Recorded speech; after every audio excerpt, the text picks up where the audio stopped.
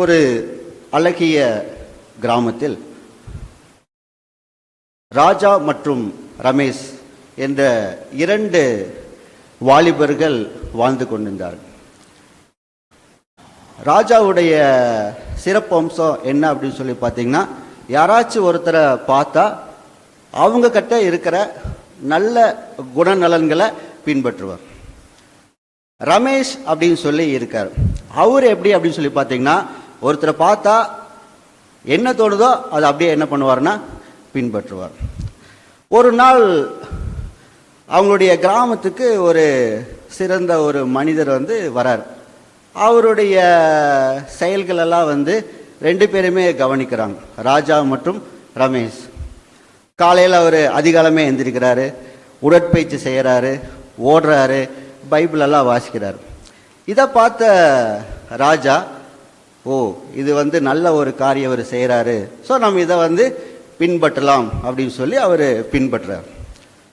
இன்னொருத்தர் இருக்காரு ரமேஷ். இவர் என்ன பண்ணுறாரு அப்படின்னு சொல்லி பார்த்தீங்கன்னா, ஒரு நாள் அந்த சிறந்த மனிதன் ஒரு பேக்கரியில் டீ சாப்பிட்ருக்கார். ஏதோ கையில் கொசு கடிச்சிச்சு போல இப்போ இப்படின்னு சொரிஞ்சிட்டு இருந்திருக்காரு.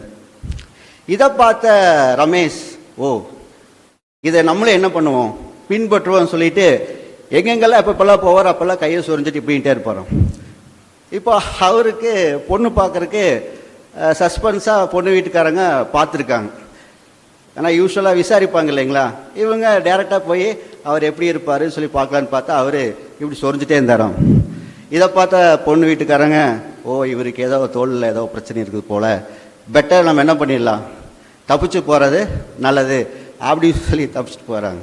அப்போது அவன் கேட்குறா, ரமேஷ் ஒரு அலைன்ஸ் வந்ததே, என்ன பேச்சையும் காணோம் மூச்சையும் காணோம் அப்படின்னு சொல்லும்போது ராஜாட்ட கேட்குறான், இந்த மாதிரி பொண்ணு பார்க்குறக்கு பண்ணியிருந்தாங்க, ஒன்றும் பேச்சையும் காணோம் மூச்சையும் காணோம், உனக்கு ஏதாவது தகவல் தெரியுமான்னு கேட்க. அப்போ ராஜா சொல்கிறான், அட நீ பேக்கில் வைக்கும்போது என்னமோ கையை தலையில் சொரிஞ்சிட்டே இருந்தியாம்மா, அதனால தான் வேண்டான்ட்டு ஓடிட்டாங்க. அட அப்படியா, அட எனக்கு அது வியாதியே இல்லை, அந்த சிறந்த மனிதர் வந்தார்ல அன்னைக்கு அவர் சொரிஞ்சிட்டே இருந்தார், ஒருவேளை அதுதான் நல்ல குணம்னு சொல்லிட்டு நானும் சொரிஞ்சிட்டேன், இப்படி ஆகி போச்சா அப்படின்னு சொல்லி. அப்போ அந்த ராஜா சொல்கிறாராம், என்னன்னு, நல்லதை மட்டும் பின்பற்றணும் எல்லாத்தையும் இல்லை அப்படின்னு சொல்லி, நல்லதை மட்டும் பின்பற்றணும் எல்லாத்தையும் இல்லை அப்படின்னு. நம்மளுடைய வாழ்க்கையில கூட அநேகர் பேர் என்ன பண்ணுறாங்க, ஒரு பிரபலங்களை பார்த்தா அதே மாதிரி என்ன பண்ணுறோம் பின்பற்றுறோம். அது நல்லதா கெட்டதா அப்படிங்கிறது என்ன பண்ணுறதில்ல, பார்க்கறதில்ல.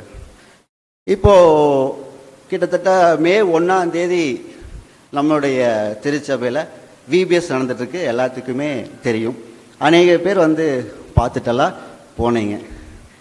இந்த 2026 விபிஎஸ்க்கு உண்டான தலைப்பு யாருக்காச்சு தெரியுமா? அம்மா கரெக்டாக சொன்னாங்க, நன்மையானதை பின்பற்று. சிஎஸ்ஐ கோவை திருமண்டலம் சிறுவர் பணித்துறை சார்பாக இந்த வருடத்தில் கொடுக்கப்பட்ட தலைப்பு என்ன அப்படின்னு சொல்லி பார்த்தீங்கன்னா, நன்மையானதை பின்பற்று. வேதாகமத்தை எடுத்தவங்க வாசிங்க. 3 யோவான் 11 பிரியமானவனே, நீ தீமையானதை பின்பற்றாமல் நன்மையானதை பின்பற்று. நன்மை செய்கிறவன் தேவனால் உண்டாயிருக்கிறான்,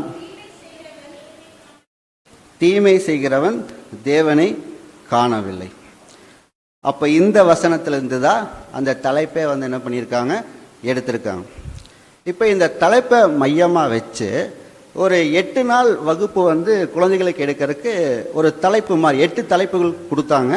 அந்த 8 தலைப்புகளும் இயக்குனராகிய நாங்களும் ஆசிரியர்களும் குழந்தைகளுக்கு ஒவ்வொரு நாளும் கற்றுக் கொடுத்தோம்.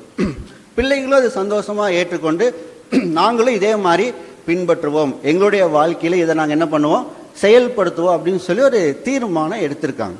அப்போ அது என்ன அந்த 8 தலைப்பு அப்படின்னு சொல்லி பார்த்தா, இப்போ நான் உங்களுக்கு ஒவ்வொன்றா சொல்கிறேன். முதல் தலைப்பு என்ன அப்படின்னு சொல்லி பார்த்தீங்கன்னா, அன்பை பின்பற்று. இது எல்லா தலைப்புமே 8 தலைப்புமே ஒவ்வொரு வசனத்திலிருந்து தான் வந்திருக்கு. நான் கொஞ்சம் வேகமாகவே நான் வாசிச்சிட்றேன்.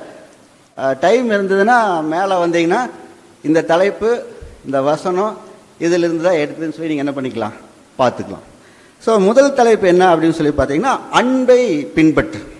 இது எந்த வசனத்திலிருந்து வந்திருக்குன்னா 1 யோவான் 4:20-21 இந்த வசனம் எடுத்திருக்காங்க இந்த தலைப்பு.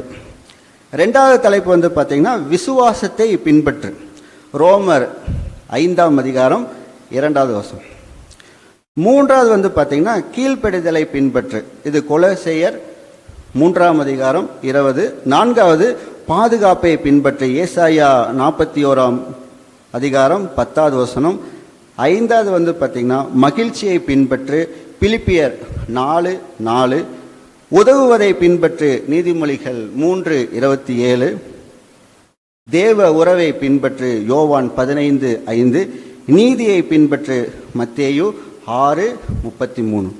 அன்பை பின்பற்று, விசுவாசத்தை பின்பற்று, கீழ்ப்படிதலை பின்பற்று, பாதுகாப்பை பின்பற்று, மகிழ்ச்சியை பின்பற்று, உதவுவதை பின்பற்று, தேவ உறவை பின்பற்று, நீதியை பின்பற்று. மொத்தம் எத்தனை தலைப்பு வந்திருக்குங்க? 8 தலைப்பு. இந்த 8 தலைப்பு 8 நாளைக்கு குழந்தைகளுக்கு இது சம்பந்தமான மிஷினரி ஸ்டோரிஸ், அதே மாதிரி வேதாகமத்திலேருந்து ஒரு சில கதைகள். ஸோ இதெல்லாமே சொல்ல ஸோ நம்மளும் இதையெல்லாம் பின்பற்றணும் அப்படிங்கிற ஒரு சிந்தனை அவங்களுக்குள்ள வந்திருக்கு. இப்போ பொதுவாக பின்பற்று அப்படின்னா இங்கிலீஷில் ஃபாலோ. இந்த ஃபாலோ அப்படின்னா இப்போதைக்கு நம்மளுடைய மனசில் தோன்றது என்னவா இருக்கும்? ஃபாலோ அப்படின்னா ஒரு மீடியா இன்ஸ்டாகிராம் எடுக்கலாம், நம்ம என்ன பண்ணணும்? ஃபாலோ பண்ணணும் அப்படிங்கிறதா இப்போதைக்கு ட்ரெண்ட் எல்லாத்துக்குமே போயிட்டுருக்கு. ஆனால் வேதாகமத்தில் அது சொல்லலை. யாரை ஃபாலோ பண்ணணும்? நம்ம எல்லாருமே ஆண்டவராகிய இயேசு கிறிஸ்துவை ஃபாலோ பண்ணணும். அப்போ பார்த்தீங்கன்னா அன்பு, விசுவாசம், கீழ்ப்படிதல், பாதுகாப்பு, மகிழ்ச்சி, உதவுதல், தேவனோட உறவு, நீதி, இந்த நன்மையான காரியங்களை நாம் பின்பற்றும் போது அப்போஸ்தலனாகிய யோவான் எழுதிய அந்த 3ஆம் நிருபம் வசனம் 11 சொல்லபடி நன்மை செய்கிறவன் தான் யாரால் உண்டாக்கப்படுறாங்க சொல்கிறாங்க? தேவனால் உண்டா. ஸோ நன்மை செய்கிறவன் தேவனால் உண்டாயிருக்கிறான். நன்மை செய்யாமல் தீமை செய்கிறவன் தேவனை காணவில்லை என்று கூறுகிறார். அப்போ நம்ம தேவனை காணணும் அப்படின்னு சொன்னால் நம்ம என்ன பண்ணணும் அப்படின்னா நன்மையானதை செஞ்சால் தேவனை பார்க்கலாம், இல்லாட்டி கடவுளை பார்க்க முடியாது.